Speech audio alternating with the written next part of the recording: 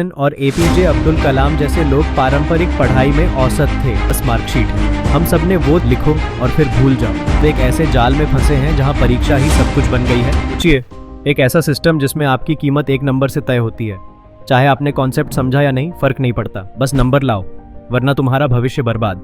क्या यही शिक्षा है, या फिर हम सब एक ऐसे जाल में फंसे हैं जहां परीक्षा ही सब कुछ बन गई है? आज की पढ़ाई एक तरह की मशीन बन चुकी है। स्कूल और कोचिंग सेंटर बच्चों को बस यही सिखाते हैं, याद करो, लिखो और फिर भूल जाओ। टीचर भी मजबूर हैं, क्योंकि उनकी मेहनत का पैमाना भी बच्चों के रिजल्ट से मापा जाता है। हर साल करोड़ों बच्चे बड़े बड़े एग्जाम देते हैं, लेकिन उनमें से सिर्फ एक छोटा सा हिस्सा ही सफल कहलाता है। बाकी सबको सिस्टम और समाज फेलियर का टैग दे देता है। कोचिंग इंडस्ट्री आज अरबों का बिजनेस बन चुकी है और बच्चे एक ऐसी दौड़ में भाग रहे हैं जिसका मंजिल बस मार्कशीट है। हम सब ने वो दिन महसूस किया है जब रिजल्ट निकलता है। दिल की धड़कनें तेज हो जाती हैं, घर वाले दबाव डालते हैं, रिश्तेदार तुलना करते हैं।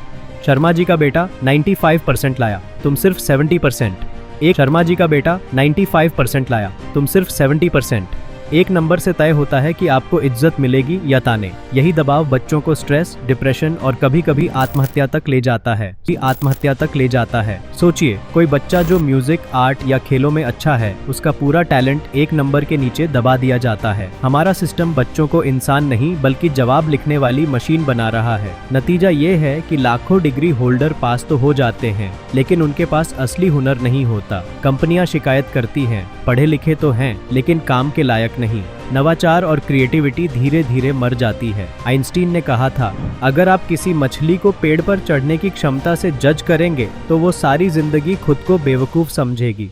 हमारा सिस्टम भी हर बच्चे को एक ही मापदंड से जज करता है, मार्क्स से। इतिहास गवाह है, स्टीव जॉब्स, एडिसन और एपीजे अब्दुल कलाम जैसे लोग पारंपरिक पढ़ाई में औसत थे। अगर उन्हें मार्कशीट के हिसाब से आंका जाता तो शायद दुनिया उन्हें कभी नहीं पहचानती। लेकिन इसका मतलब ये नहीं कि कोई रास्ता नहीं है। शिक्षा को परीक्षा आधारित से निकालकर कौशल और रचनात्मकता आधारित बनाना होगा। परीक्षा जरूरी है, लेकिन पूरी पढ़ाई सिर्फ उसी पर आधारित नहीं होनी चाहिए। वोकेशनल ट्रेनिंग और रुचि के आधार पर पढ़ाई को बढ़ावा देना होगा।